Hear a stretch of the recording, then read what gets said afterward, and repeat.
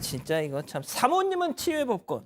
자, 홍 기자 어떤 일입니까? 일단 사건 설명드리겠습니다. 주한 벨기에 대사의 부인이 그 한남동, 용산구 한남동의 한 옷가게에서 직원의 뺨을 때렸습니다. 구체적으로는 옷가게에 지난 9일 오후 3시쯤에 들렀습니다. 이때 직원이 처음에는 이 사모님, 이 부인을 잡습니다. 왜냐하면 부인이 입고 있는 옷이 흰색 외투였는데요. 이 매장에서 파는 옷과 같은 브랜드였습니다. 그래서 혹시 옷을 뭐 가져가려는 건 아닌지 확인하려고 했는데 그건 아니었어요. 그래서 사과하고 직원이 돌아왔는데 이때 이 대사관 대사의 부인이 갑자기 시비를 걸기 시작한 겁니다. 영어로 직원을 불러 세워서 좀 아하. 문제 제기를 했는데 좀 상황이 허칠어지니까 예. 말리려고 다른 직원이 갔어요. 직원이 말리려고 했는데 갑자기 뺨을 때렸습니다. 말리는 직원이 맞았습니다. 그러니까 이제 정리를 하자면 본인이 입고 있던 옷이 매장에서 판매하는 옷이랑 똑같아서 그걸 오해했던 점원이 이렇게 뭐 제지를 하는 상황에서 이게 벌어진 것 같은데, 자, 소장님, 그렇다고 해서요 모든 사람이 다 직원들 뺨을 때리지는 않잖아요.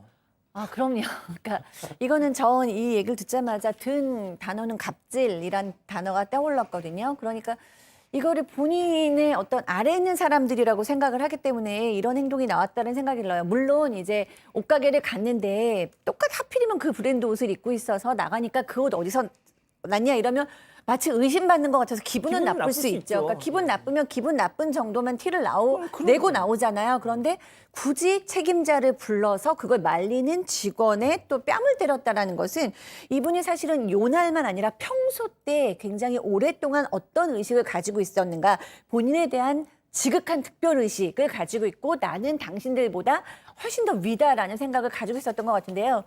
그런데 이제 벨기에 대사다 보니까 게다가 이제 중국 출신이다 보니까 여러 이제 지금 말들이 나오고 있는 상황이죠.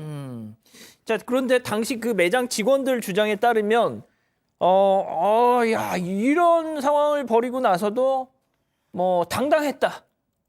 뭐 실제로 당당했는지 알 수 없겠지만 그렇게 보였다는 겁니다. 그 분위기에서 그런 식으로 행동했던 게 지금 문제가 되고 있는 건데, 처음에 이 폭행을 당한 직원 같은 경우에는 폭행 피해를 입었을 때 이 사람이 누구인지 몰랐지만 추후에 이 대사의 부인이란 거를 경찰로부터 전해 들었다, 이런 이야기를 했고요. 당시에 좀 당당해 보이고 죄책감도 없어 보였다, 이렇게 분통을 터뜨리면서 이야기를 했습니다. 당시 폭행으로 좀 뺨이 부어오르고 눈에 실핏줄이 이제 빨갛게 오를 정도로 부상을 입었다고 하는데요. 경찰로부터 이 면책 특권 때문에 처벌할 수 없다는 없을 수도 있다는 말을 들어서 지금까지 사과를 받고 싶은데 아직까지 어떤 연락도 없었다, 이렇게 이야기를 했습니다. 지금 경찰에서는 뭐라고 해요? 일단 경찰에서는 조사 중인지는 좀 구체적으로 확인 중이라고만 하고 밝히지를 않고 있습니다. 다만 면책 특권이 적용될 수 있기 때문에 만약 그렇다면 공소권 없음으로 종결된다, 이런 입장이고요. 아직 그 가해자인 그 대사의 부인은 어떠한 입장도 밝히지 않고 있습니다.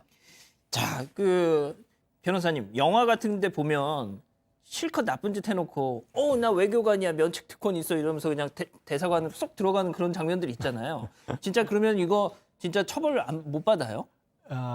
그러니까 사실 각국 외교관들이 그 파견돼 있는 국가의 형사처벌이나 이런 것들을 받게 되면요, 나라마다 인질들을 하나씩 가지고 있는 그런 셈이 되는 거죠, 사실은.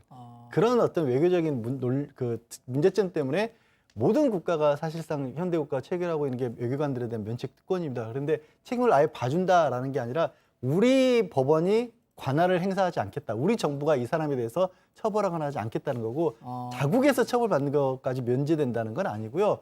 그래서 우리 경찰에는 그래서 공소권이 없어요. 재판을 넘길 수 있는 권한이 아예 없다는 거고. 그러니까 외교관은 그런데 가족들도요? 그렇죠. 아니 외교관이 가족이 잡히면 외교관이 어떻게 활동을 할 수 있겠습니까? 그런 의미인 거고, 대신에 우리도 이제 외교 이 경로를 통해서 상대 국가에 당신네가 우리나라에 와서 이런 행동을 했다는 걸 충분히 항의할 수 있고, 나아가서는 강제 추방 같은 것도 가능합니다. 더 이상 우리는 당신 같은 사람 우리나라의 외교관으로서 대우할 수 없어, 이렇게는 할 수 있습니다.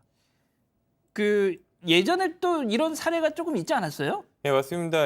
얼마 전에도 이제 수단 대사관 소속 외교관이 운전 중에 택시를 들이받고 도주해서 경찰이 조사를 했던 적이 있었고요. 비슷한 사건이 2년 전에도 비슷한 사건이 여러 차례 났는데, 이 르완다 대사관 소속 외교관과 러시아 대사관 직원이 각각 만취 상태에서 운전대를 잡았다가 사고까지 내서 큰 문제가 됐던 적도 있습니다.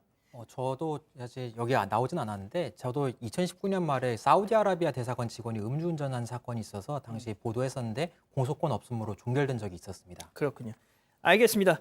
가필드님이 이건 나라 자존심의 문제다 이런 또 말씀을 해주셨네요. 알겠습니다. 오늘 인물 여기까지고요.